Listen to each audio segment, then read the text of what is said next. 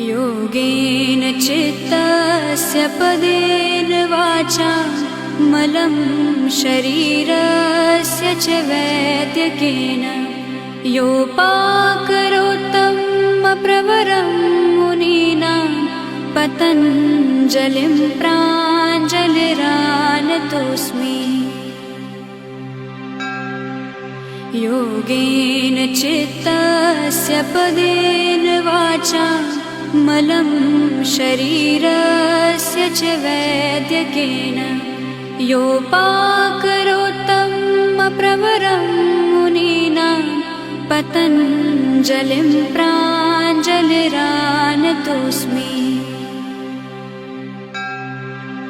योगेन चित्तस्य पदेन वाचा मलं शरीरस्य च वैद्यकेन